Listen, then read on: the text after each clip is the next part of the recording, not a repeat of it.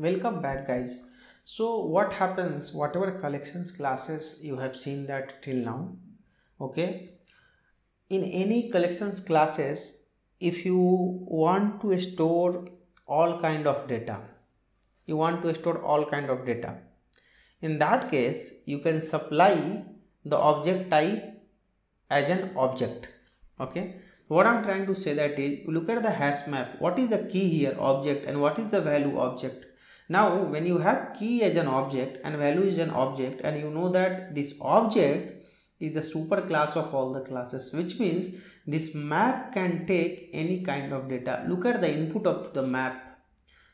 The first one is the integer, second one is the string, third one is the double, fourth one is the character. So any kind of data this map will take. Again, value also, it will take any kind of value, right? And if you'll go and if you'll print that, you will get output also, right?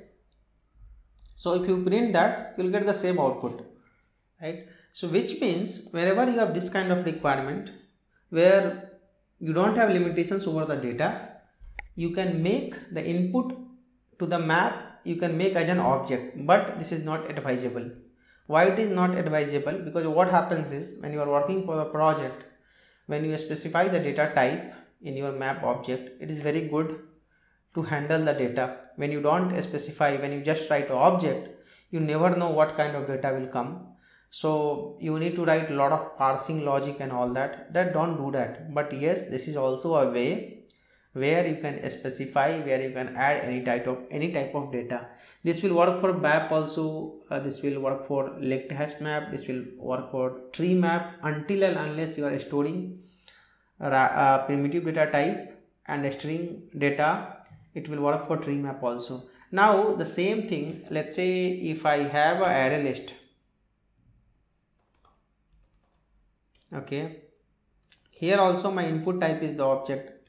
See here, even in this case, I can store any kind of data.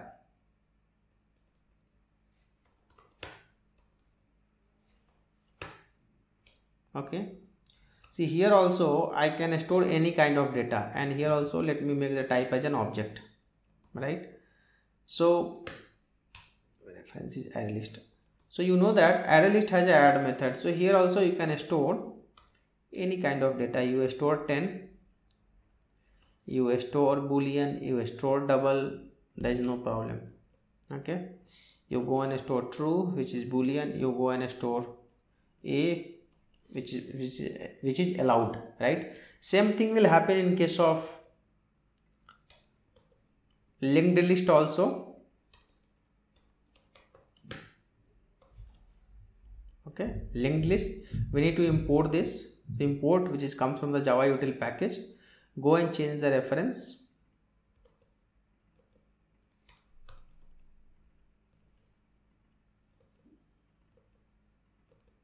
Right? Same thing will work in case of set class also.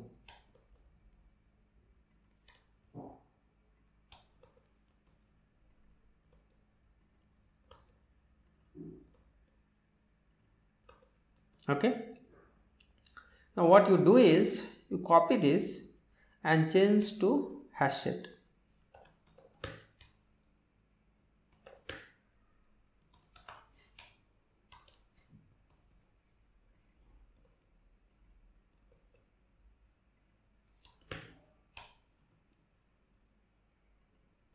And hash set also has a method called add method, right?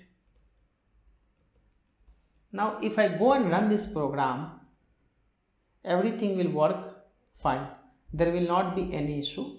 You can see that you are getting that different kind of output for all the collections classes, which means whenever your collections class has an object of type, whenever your collections will take a data of type object, okay, whenever your collections will take a data of type object, yes, you can, in the angle bracket, you can supply the object and supply the data of type object, and you can store any kind of data, okay, there is no problem at all. But this is not advisable, but yes, this is allowed. Okay, why it is allowed? Because sometimes we get we don't have control over the data, we don't know what data will come, right? In that case we should go ahead with this. With this I will close the video. Thank you guys, thank you for watching this.